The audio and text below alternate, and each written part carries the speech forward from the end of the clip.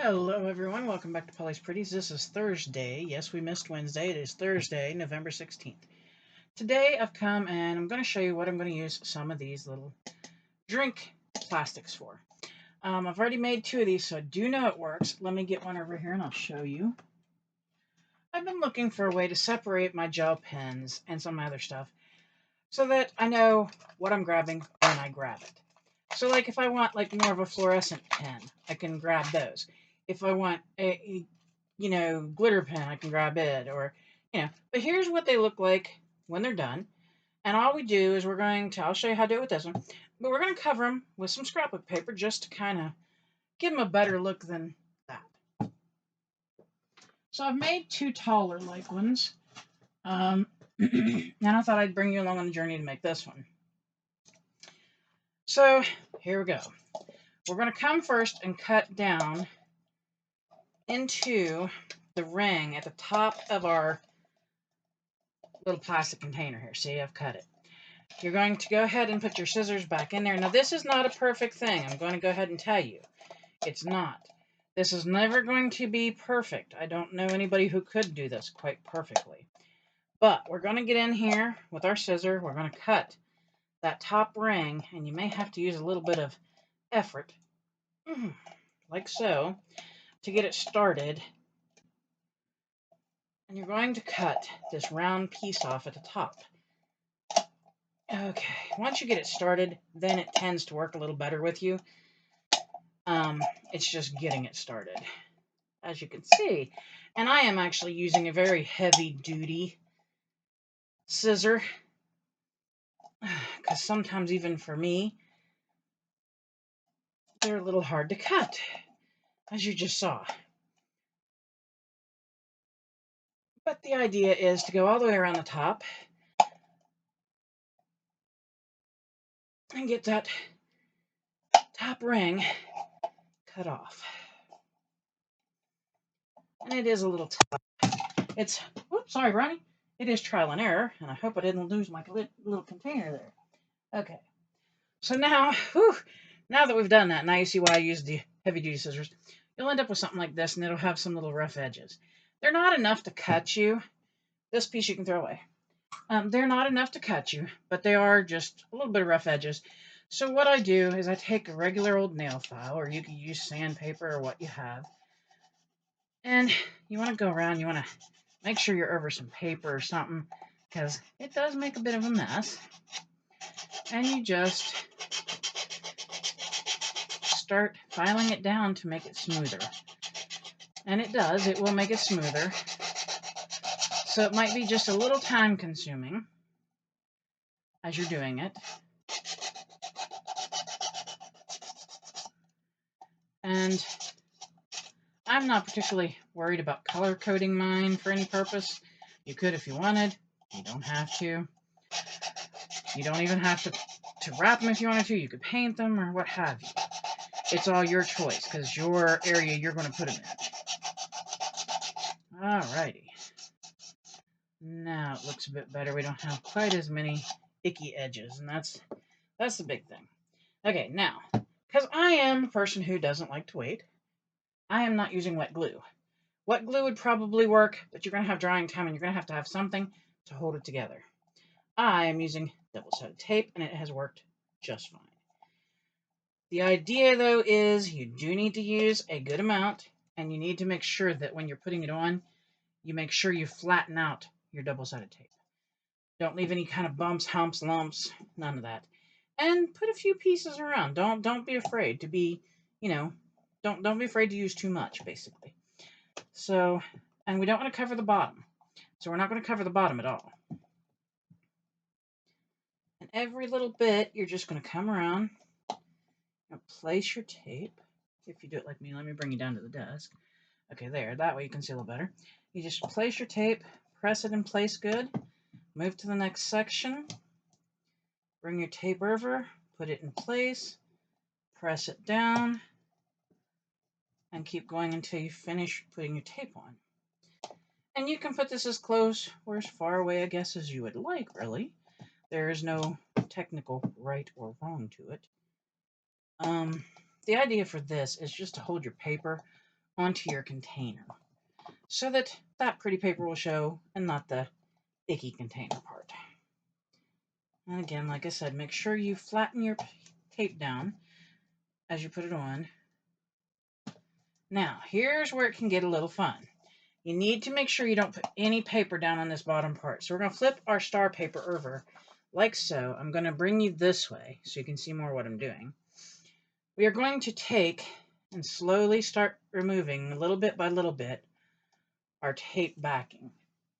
Now you don't want to remove too many of these at a time, because what you're going to do then is find where you started and start that on your paper, holding it like so.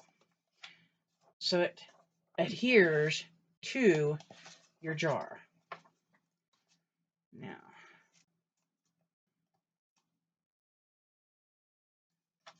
you can bring it up to it or you can roll it over it, however you're comfortable and however that it works best for you. Do try to make sure there are no wrinkles in your paper when you're laying it. Wrinkled paper means a wrinkled effect on your jar and it may not look so great. So, that is how we do that. And then we're going to get that off there. And I will finish coming all the way around, because you want to come all the way around your jar there, nice. Okay. And then up here, we're going to stand it up. It's not totally finished on the back, but we're still going to stand it up. We're going to cut a fair amount of this excess paper at the top, just like this. You don't have to measure it, just plop. Okay, so that's about the size of a piece that I took off.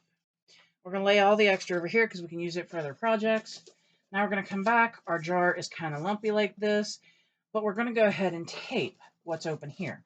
However, there's so much left there, we don't want all that. So we are going to come over and we're going to cut some off. And again, lay it off this side because, hey, other projects. So, the reason I'm doing this, in case somebody's wondering, is I was looking for a better way, like I said, to store my gel pens and stuff, that I could tell where they were, what they were. Because I have different kinds. I have metallic, I have glitter, I have neon. So, for me, just sticking them in a container wasn't really working because I couldn't tell which ones I was grabbing. I would have to sit here and play around with it. And if you're coloring or something, or you're working on a project, you don't always want to do that. So now what we're going to do is we're going to just carefully take our scissors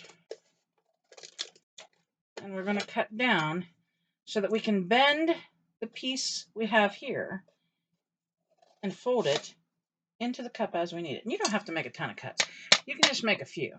Now, so here's what we have so far. Looks pretty yucky right now.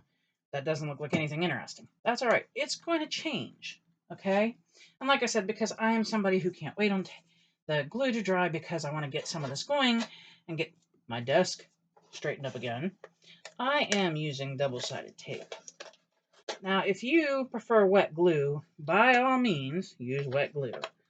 I am going to tell you, though, I would give it at least a 48-hour drying time with wet glue. Because, one, you're attaching paper to paper, and two, it's a cylinder shape, not something strictly flat. So I would definitely, allow 48 hours. All right, so what I'm doing now is just taking my double-sided tape and I'm putting it inside. And as you can kind of see there, I'm doing it that way so that I can then flatten my tape down, make sure it's adhered. And of course, this works better when you have smaller hands, but I was not gifted that way, so we're going to work with it. And you take the tape backing off, throw it away, or if you have a use for it, keep it. I have not found any use for it. Just saying. Okay, let me get this guy started, hopefully. Oh, come on, just the tape backing, not the tape. Sometimes this is the hard part, right here. Everything else can go along swimmingly, and then when you go to take the tape backing off right here on this part, it wants to give you 40 fits. And that sometimes happens. All right, so now I got that off. Here's the next part we're going to do. I'm going to try to bring it up here so you can see me, but I also have to do it so I can see too. Okay, you slowly start taking your piece and bending it into your cup, okay? And the idea behind this is once you bend it down in, you also take your fingers, because you're going to press this against your cup. So then that edge that we filed, in fact, then gets covered. So it helps make it a little less worrisome. Okay, where'd my tape go? There it is. And we're going to do this on all the pieces here. We're going to try to make sure we get it in there nice and easy and even to the best of our ability. Even is not always a thing that can happen. Okay. But I have found this is a alternative to buying the acrylic desk organizers that holds pens or pencils or whatnot. And if you get these drink containers and, you know, they're plastic, so if you throw them out, that's just plastic going into the landfill. So why not reuse them for something that maybe you could use in your craft room or on your desk or, you know, on your side table or something as you're coming in the door? Why not go ahead and use this? And by covering it, it can be quite cute because there's tons and tons of different kind of scrap paper out there. Or if you didn't want to use paper and you have the means to do so, go ahead and get fabric and cover it with fabric even. You know, that's what I'm saying. You could really do these however you like. Okay, so let me get tape on this last side here. I'm going to figure out where my tape went again. So help me. But it's just, you know, you're reusing something that would probably end up in the garbage. I mean, let's be real. And by reusing it, not only do you gain something out of it, but it's not out there harming an animal, harming the earth, you know, things like that, that we just generally wouldn't want. So there you have it. And if you're like me, you have scrap paper laying about, and it doesn't have to match either.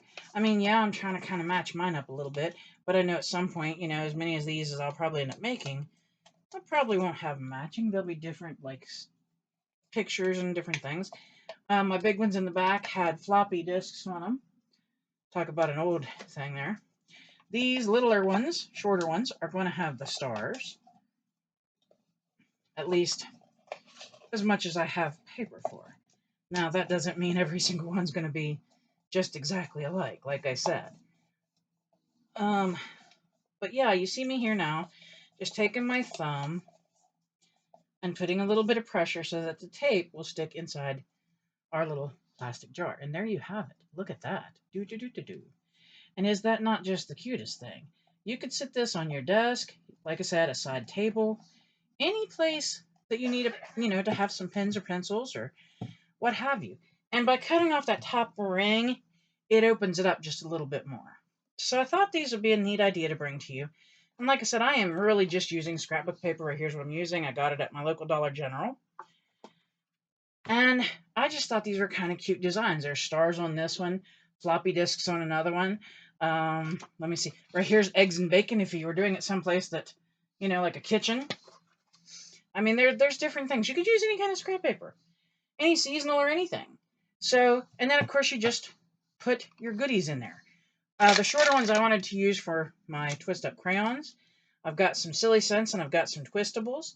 So I do want to kind of sort mine out because I did have them kind of mixed up because I didn't have very much space for them when I first got them. So as you see, just, giving it a go here. And I think they're turning out quite cute. I really do.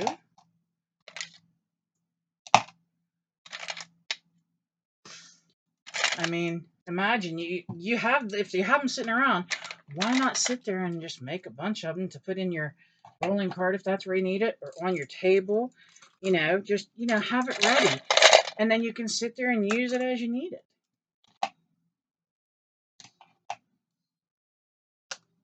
Whoopsie daisy. And if you don't throw them on the floor like me. So, as you see, this shorter one works great for the Twist Up Crayola brand coloring crayons. I don't know if it would for every brand, but I use Crayola mostly. So, yeah. No, I'm doing a video. So this is what I'm doing. I'm just going to sort out my twistables and my silly scents, because they're kind of fun to use sometimes just because. And we'll put them where they belong. And there you have it. There's our little cup with our little twist up crayons in it, and it looks cute as can be. And I can stick it in my rolling cart. And I'll show you again the big one. Well, one of them. So here's what my bigger ones look like. Let me get it over here. There you go. So there we have it. Now you can see them both. And that's what the two that I've been making look like. This is the taller one. This is obviously the shorter one. So the taller one works good for gel pens. The shorter one works good for like crayons. You can put gel pens in there too, though. It's just your preference. And it will help me sort out what I have so I don't have to worry about it. Like, I know these are more just regular style gel pens. They don't have any glitter. They're not metallic. They're just regular. Then I have another one over here that has other ones in it. So that's fine. And it allows me to organize my rolling cart a little better. And I have a ton of these little jars sitting around, so why not use them? But anyway, I hope you've enjoyed this. And I hope it gives you some ideas maybe to reuse some things differently. And I hope that we'll talk again soon. Please remember, my friends, you are beautiful, you are amazing, and you are loved. If someone tells you different, it's false. Pay it forward when you can. You don't know when you might need it back. Be kind till there's reason not to be kind, and don't be mean. Just avoid the negativity. Stay safe. The world's crazy enough. Let's not make it worse. And until next time, please hug your loved ones. They need it, you need it, and it's medically proven to be good for you both. And then when you've finished all that, tenderly, gently, and lovingly hug your fur babies, because they need it too. They go through just as much as we do and feel just as heavy as we do. Thank you for watching, and I hope to talk with you again soon. Bye-bye.